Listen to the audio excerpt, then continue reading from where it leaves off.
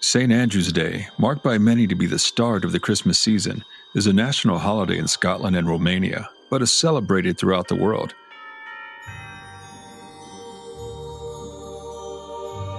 In Germany, the feast day is called Andreasnacht, in Poland, Andrzejki, while in Austria it's known as Andreasgebet. Held on November 30th, the feast day of St. Andrews is marked as a day when prophecy is more easily decoded, when wolves can talk, and when the creatures of the night roam in far greater numbers than usual. In parts of Eastern Europe, it is said that on St. Andrew's Eve, young women may glimpse their future husbands by binding the magic of the season with small ceremonies. A Polish ceremony involved heating wax from a candle and pouring the wax through a keyhole into a basin of cold water. There, in the shimmering liquid, the face of the young woman's future mate would, if all was done correctly, become visible. In Romania, as the day turned into evening, wise villagers placed garlic, witch herbs, and iron around doors and windows. Little could force the village folk to leave their homes, as it was believed that St. Andrew's Day marked the beginning of a rise in vampires haunting the lanes and deserted roads of the country. It's said that at crossroads, graveyards, and other sites of arcane power, that the undead would fight amongst themselves until cockcrow, unless an unlucky traveler caught their attention. The name of St. Andrews is used to ward off wolves who, because of the day, are allowed to eat as many animals as they wish. St. Andrew's Day also gives wolves the ability to talk to humans, though hearing the wise talk of the predators has a great price. Those who hear wolves talk are fated to die within a year.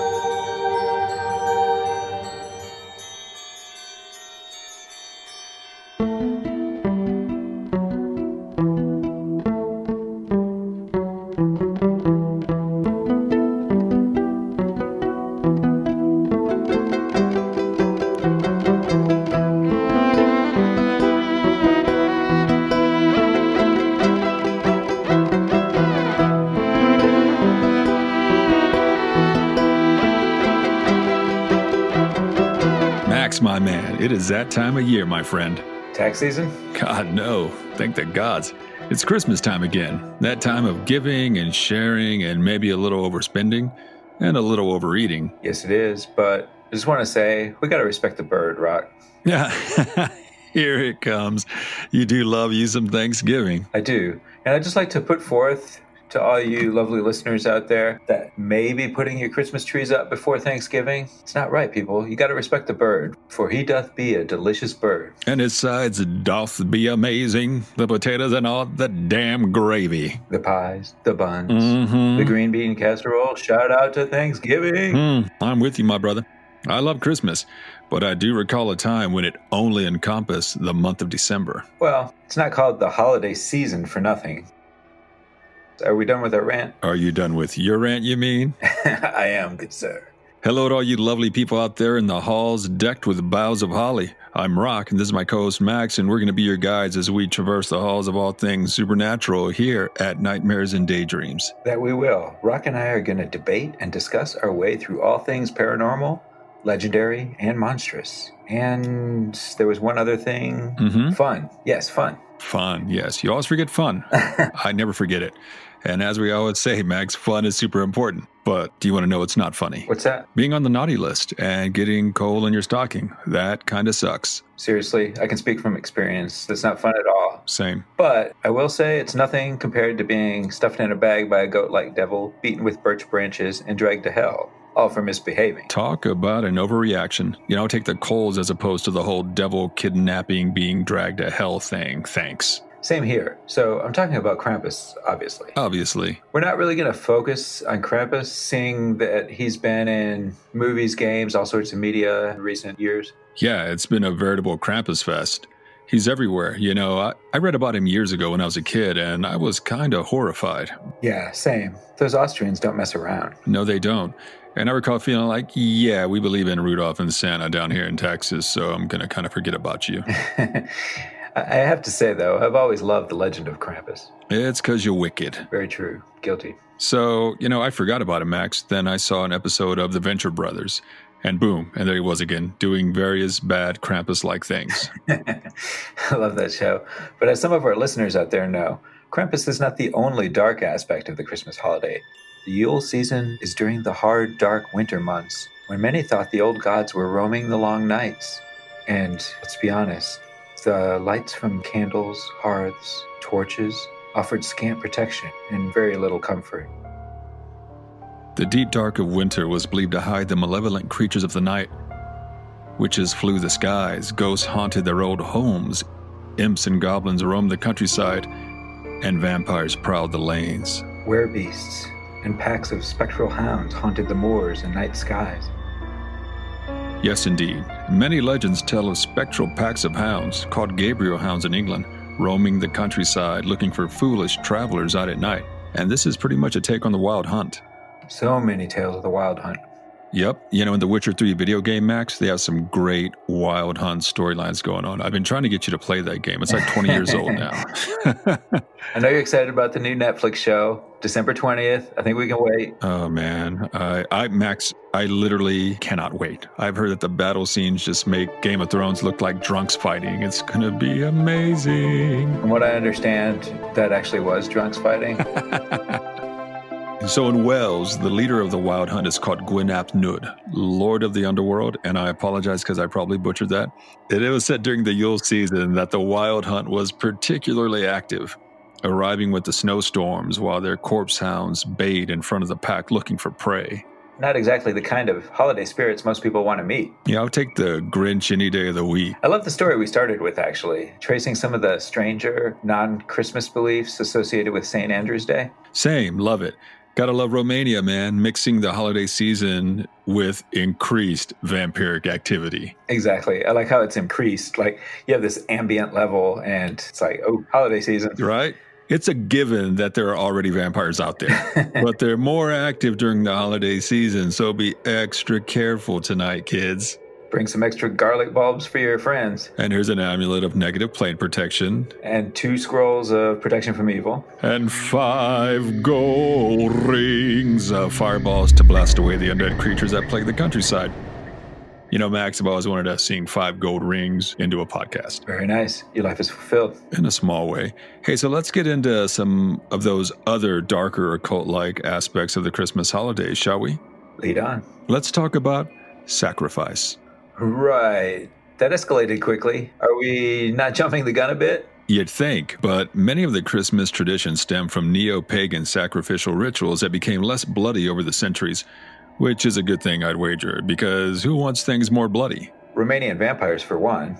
But I guess nobody wants to be sacrificed to Odin or some old bloody god. True. Many of the sacrifices were to ensure prosperity, good health, a positive new year, the return of spring. The sun, especially. The return of the sun was huge because we need El Sol for things to grow, so we can eat them. And many of the winter rituals or festivals involve fire, that miniature sun calling to its larger sibling in the heavens to return and banish the winter darkness. Like a plea or sacrifice to the sun, but also the ideas of good fortune, good luck, good health. And some sacrifices were to specific entities or gods. Some were to the universes or the general powers that be, the seasons, nature per se. A plea for good things across the board for the coming year. Did you come across any specific rituals? I did, yeah. An interesting one is an early morning hunt by a group of young lads known as the Wren Boys. The Wren Boys. Sounds like some kind of Renaissance boy band. Yeah, I'm sure we saw them at the Texas Renaissance Festival. They had all the hits back then.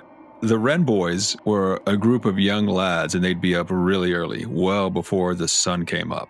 Bundled against the cold with soot-smudged faces, and they were all carrying cressets, small oil lamps to banish the darkness. And the boys would make their way out of their towns or villages and head into the countryside, into the stark, snow-covered winter fields.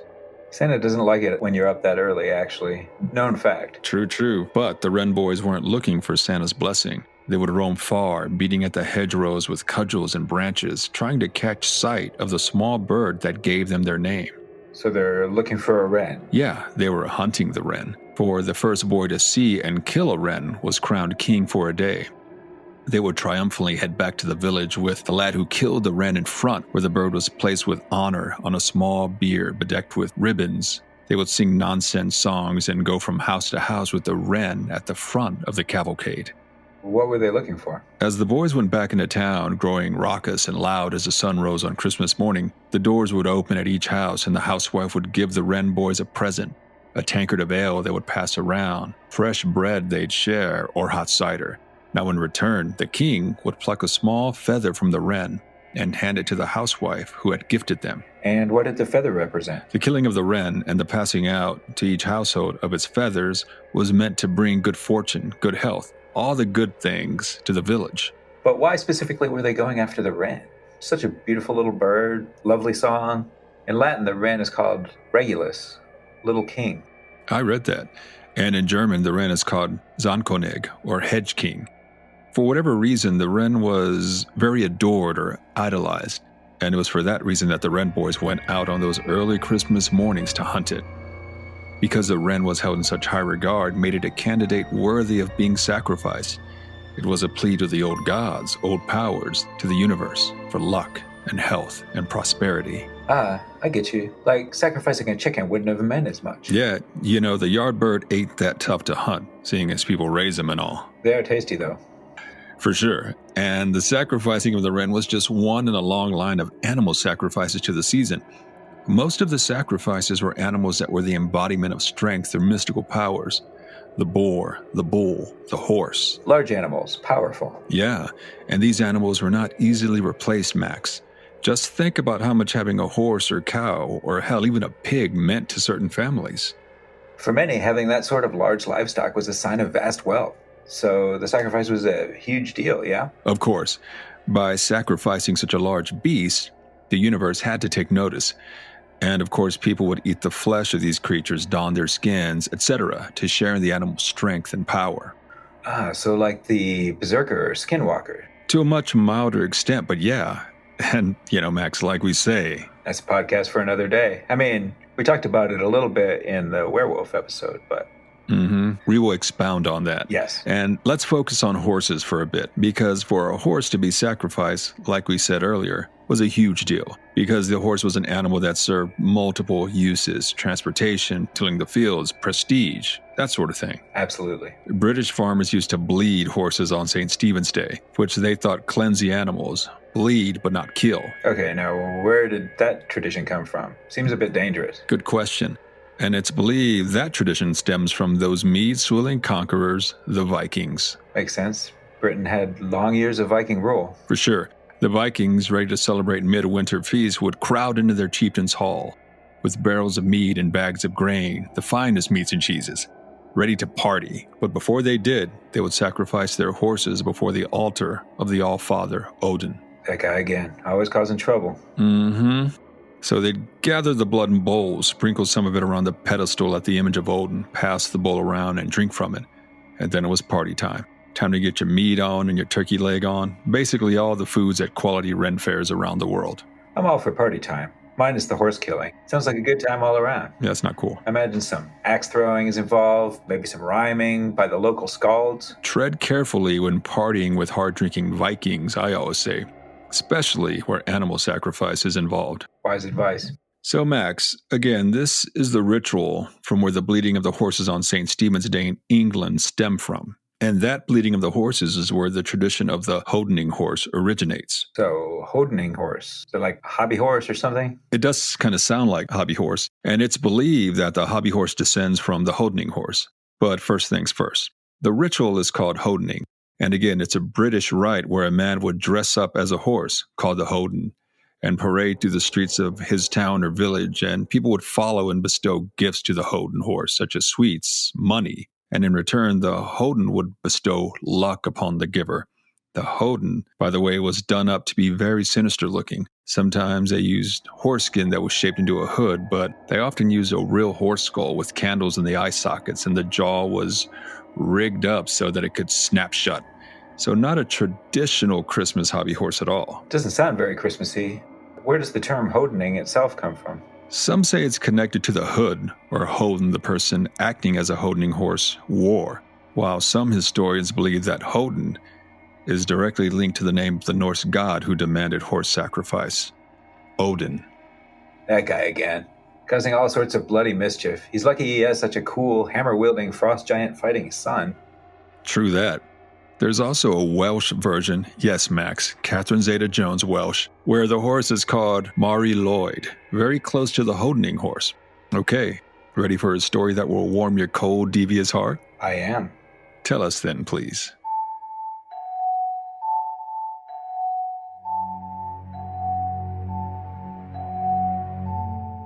It was well known throughout the world that during the Christmas season, the walls between what could and could not be are particularly thin. The winter season, brimming with magic, was a time when the future could be revealed. But meddling with the primal magics of that primal season could be dangerous, as a tale from Lancashire shows. A parish priest, a small, odd, bookish man who tended his flock with a passionless yet businesslike sense of duty, yearned for knowledge beyond what the good book taught him. The occult fascinated him, and old rites and rituals were the true kernels of knowledge he desired. His only companion was an old man, a local herbalist who didn't mind his odd habits and even odder questions. Would this plant poison a person? Or would this herb grow in a witch's garden? The man's knowledge of plants fascinated the priest, and the old herbalist was glad for companionship beyond the flowers and plants of his carefully tended garden.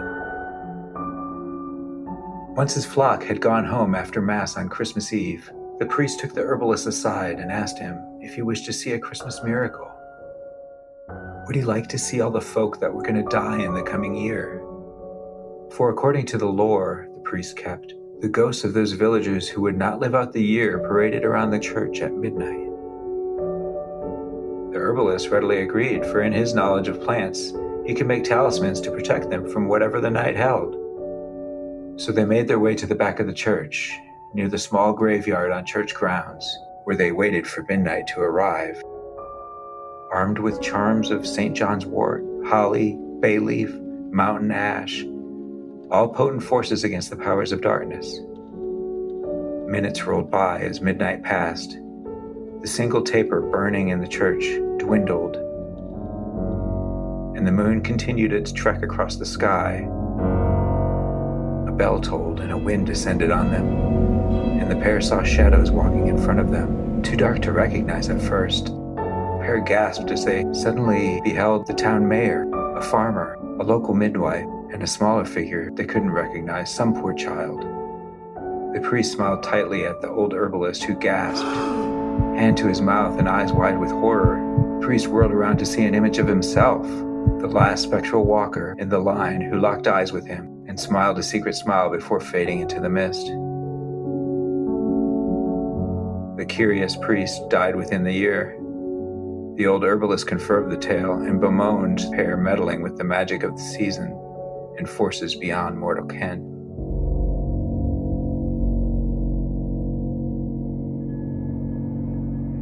I think I'd probably rather not know that sort of thing. Same here, my man. Ignorance is bliss. Some people just have to know, though. Control freaks. So let's get into the lighter aspect of the Christmas season. Well, I guess lighter in comparison to animal sacrifice.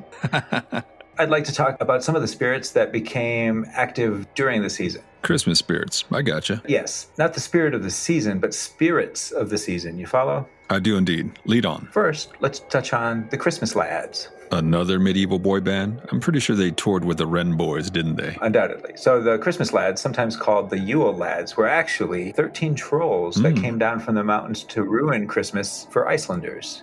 Sounds very Grinchy. You're a mean one, Mr. Grinch. Now these lads were the sons of Grilla, an ancient she-troll who loved to feast on children.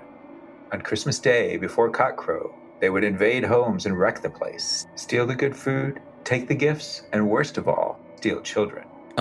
Child stealers. That worst sort of troll. And of course, trolls bringing extra kids to your house were just as bad. This might be worse. But the tales also say they only took the bad children. So, Gotcha. Parents have been using Boogeyman for eons to make their kids behave, so no surprise there. Be good, or the Christmas lads will take you. Not traumatizing at all. You might be eaten. another troublesome group of characters were the Kalikansari, Greek goblins who descended into town and would creep down the chimneys to ruin the holiday. They would spoil the food, pinch the children, generally make the house unlivable. And once Christmas is over, they returned to the mountains and woods. Did they steal the kids as well? No, some believe they were spirits of the dead, actually, jealous of the joy that came with the season, so just ruining the mood. But the Greeks kept the Kalikansari away by keeping the Christmas fire burning all through the season, blocking the chimney as a way into the house. I think that's a sound move. I mean, who wants a burned butt? The other way they kept the goblins out was to hang a pig's jawbone in the fireplace. Any port in the storm, Max? Any others you hear about? Yes, Frau Gauda. Frau Gauda.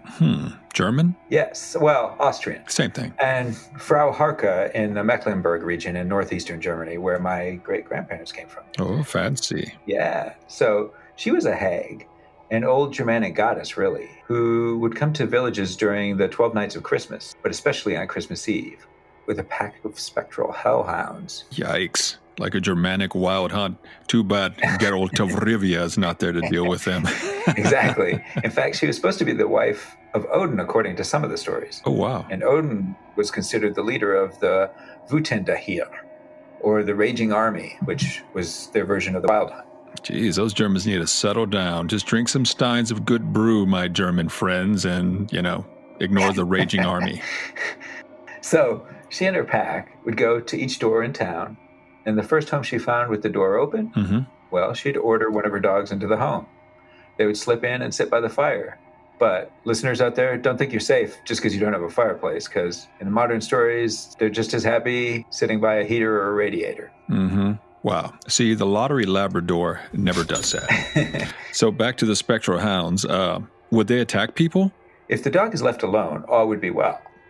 But if someone tried to dislodge the dog or shoo it away, Gauda's puppy would tear the person to pieces. Or, in a slightly less violent versions of the story, just bring bad luck and illness.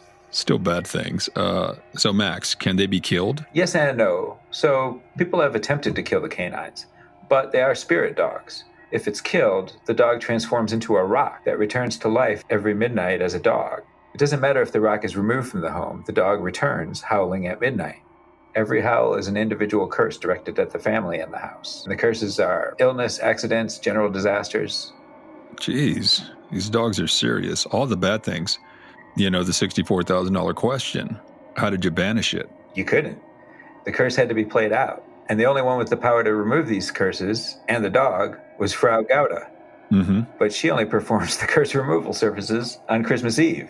Well, that would put a damper on the season, that's for damn sure. I just abandoned the house, like go to the mother-in-law's with the kids or some such. Who knows? Maybe the dog would follow. So this would only happen if you left the door open? According to the lore, yeah. Although a grain offering would also not go amiss. What lessons can we learn from this, kids? Lock your doors, lest the hounds of misfortune come in and ruin your year. It's funny. It's like Frau Gauda is punishing those who are lax with home security. Man, I'm a habitual door locker. Annoys a wife to no end. I'm pretty good about it, too. You also have 2 big dogs guarding the place, so... True. So let's talk about a few of the kinder spirits of the season. About time. Okay, so Befana is an Italian Christmas spirit who rode a broom, delivered presents to good kids, and coal to bad kids. Unless you lived in Sicily. Then she just left you a stick in your stocking instead of coal. Kind of a mix between a witch and Santa. Sort of. She soars the night skies on Epiphany Eve, which is January 5th. Ah, so dropping the gifts off after Christmas. Score! Italians know how to extend the giving season. It also keeps the kids being good for another couple weeks. You don't want the coal or the stick in your stocking. The other thing, at least she's not beating the hell out of the kids with the stick, right? So that's kind of a win.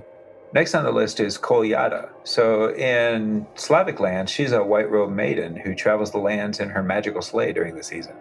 Kids sing her carols, and she leaves them treats and gifts. This reminds me very much of the White Witch in Narnia.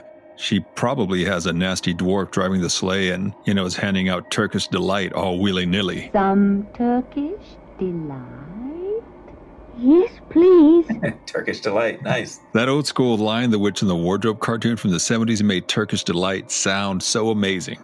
I finally ran across some as a grown-ass man. Not my bag, Max. True. Turks need some better desserts. Uh-huh. It's too much like fruitcake for my taste, but okay.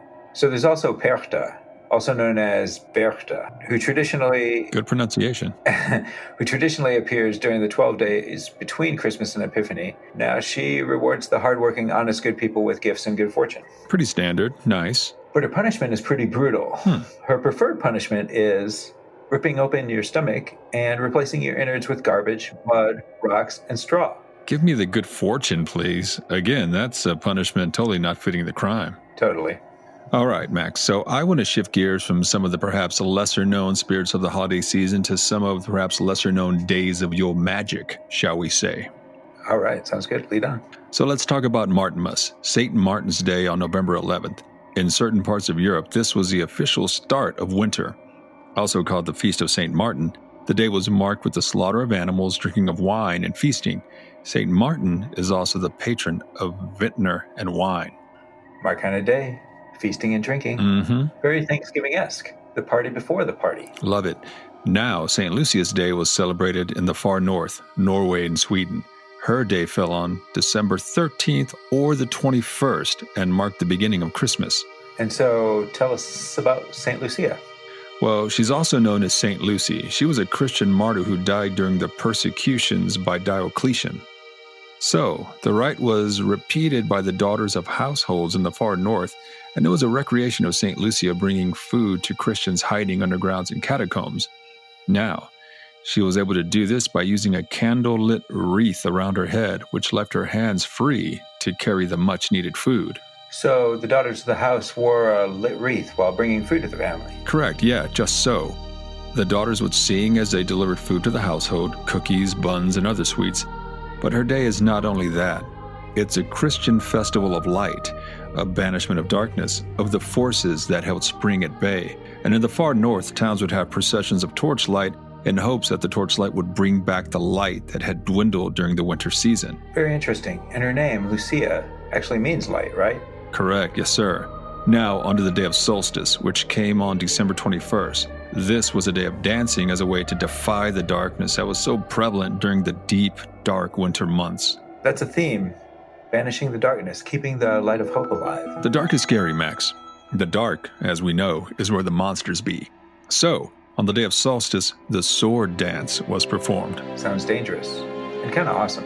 Yeah. So the dancers, 6 in all, would dance in a circle with measured steps moving from left to right, imitating the path of the sun, and using their swords, they would trace complex patterns and movements, and these moves would culminate as the dancers would extend their blades and form a 6-pointed star, the symbol of the life-giving sun. Another rite, another ritual that was performed in hopes the sun would take notice and come back again. So interesting. Totally. This yearning that the life-giving sun take notice during the darkest months. So let's move on to Christmas Eve, Max. In certain parts of the far north, the belief was held that December 24th was a night for the spirits of the dead to return to their old homes and bask in the warmth of their hearths once more. After the living would eat, small foods would be left for their ancestors so they too could partake in the bounty of the season. Leaving food for the dead is a custom that's still practiced all over the world. Dia de los Muertos is the first thing that comes to mind. Absolutely. And I gotta admit, it's kind of comforting knowing that I still might be able to get my drink on and my snack on once I level up. Same here. All right, now on to New Year's Eve. Yeah, speaking of getting your drink on. That's for sure. Okay, so in certain parts of Europe, it was believed that in order for the new year to prosper, the old year had to be done away with. As in killed? Yep, or buried, or driven out of town. And this was done to a straw dummy that was given the name of Death.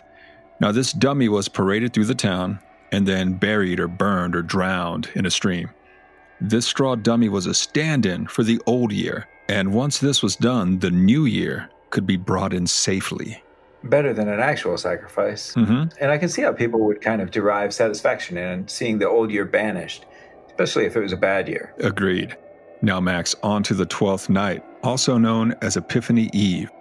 And as the name suggests, it takes place on the last day of the 12 days of Christmas. So what's up with the 12th night?